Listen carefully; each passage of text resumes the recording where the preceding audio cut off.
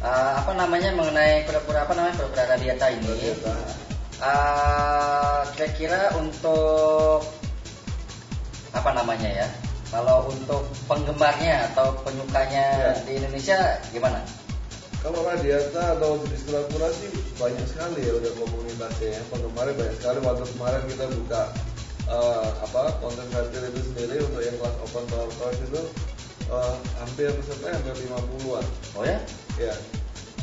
Banyak Kalau juga ya? selama tahun kalau digabung ya hampir 50-an dan lumayan banyak pencintanya di Indonesia ya.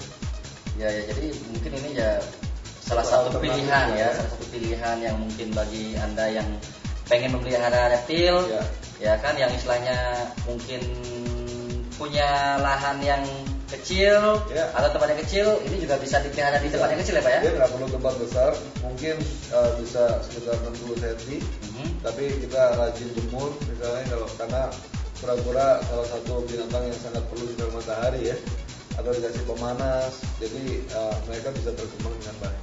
Ya artinya ini ya, kita nggak berpikir bahwa kita punya halaman yang luas, kita juga bisa pelihara ini di apartemen ya? Di rumah bisa, di apartemen, di kamar juga bisa. Jadi, saya ini loh Pak Riko, saya punya teman yang hobi sama reptil. Cuman dia bilang tidak berani sama reptil atau takut berani itu karena reptil cenderung memakan makanan yang hidup atau gimana kan, jadi dia ini orang vegetarian atau barangkali kasihan sekali membunuh binatang untuk itu. Kira-kira mengakalinya gimana Pak? Ya banyak alternatifnya, misalnya turtle, tortoise itu makan sayuran, jadi itu jenis reptil juga yang nggak harus membuat orang takut ya gitu ya.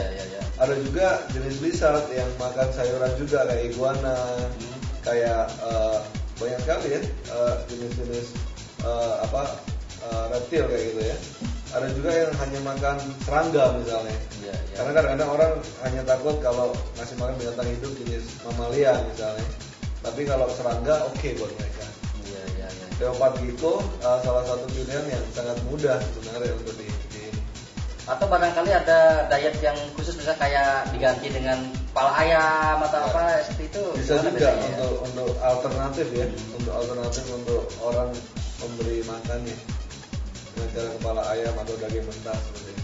Oke, itu kan tadi untuk pemula secara umum kan. Kalau sekarang kan banyak yang suka reptil itu dari kalangan anak-anak. Kalau di kalangan anak apa sama seperti itu triknya atau ada hal yang khusus yang kita bisa lakukan untuk mereka? Jadi anak-anak itu kadang-kadang ya, kalau saya ketemu anak-anak, bahkan ada anak-anak yang pengetahuannya lebih banyak dari orang tua mereka kayak gitu. Saya kaget waktu ada satu orang anak-anak datang, dia sangat suka sama tarantula. Saya tanya, kamu udah pernah lihat tarantula? Nggak pernah, tapi saya udah lihat di website, dia udah lihat di Discovery Channel, dia udah lihat di Animal Planet. Dia tahu itu nggak berbahaya dan ada beberapa jenis yang bahkan bisa dipegang-pegang kayak gitu ya. Bapaknya nggak tahu, bapaknya heran. Nah, waktu itu saya mulai coba kamu pegang ini, oke nggak tarantula ini. Jadi nggak semua anak akan takut, tergantung anaknya. Ada anak yang pengetahuannya sangat luas tentang reptil. Iya. Berarti intinya kalau untuk anak-anak sebagai pemula itu kita perlu sarankan nggak jenis binatang-binatang apa yang baik untuk mereka atau mereka yang nentuin sendiri? Yang pasti yang pertama adalah hewan yang tidak berbahaya. Yang pertama. Yang kedua, kita ingin ngajarin tentang anak itu sendiri bahwa piara apapun juga itu perlu yang namanya tanggung jawab, responsibility.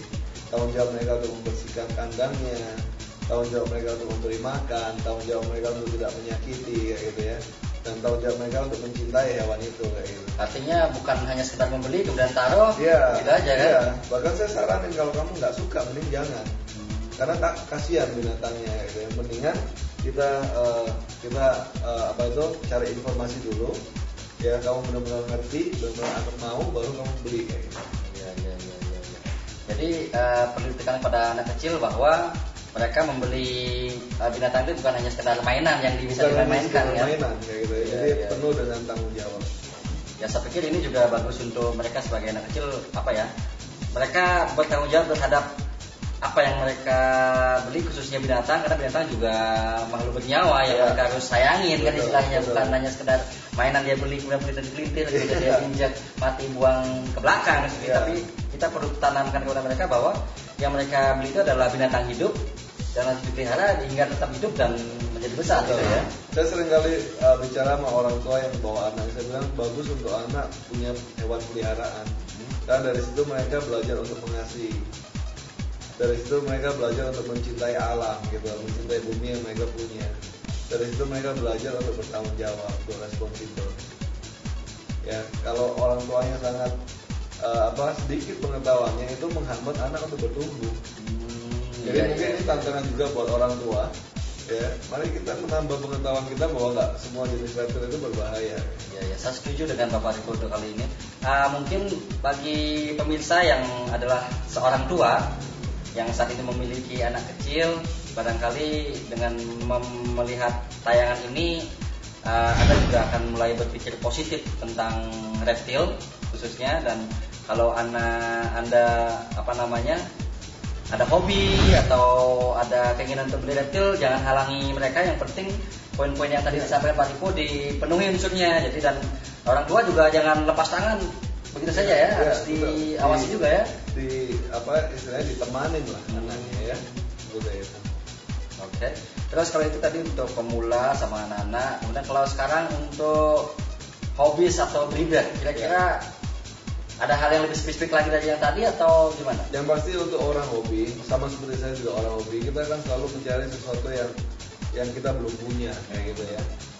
Kita ingin hewan yang kita punya ini akan bisa berkembang biak, akan bisa bahkan bermanfaat buat orang sekitar kita kayak gitu kan. Jadi bukan mustahil bahwa apa yang kita hobi, apa yang kita punya ini bisa menghasilkan kayak gitu ya. Dari hasil ternak itu kita bisa bantu orang lain seperti itu. Artinya masalah hasil itu nomor sekian lah ya. Yang penting kan kita apa yang kita cintai itu akan balik mencintai kita. Iya. Saya setuju tuh pernyataan Anda tentang itu kan. Mungkin barangkali Anda juga perlu catat bahwa apa tadi itu mencintai.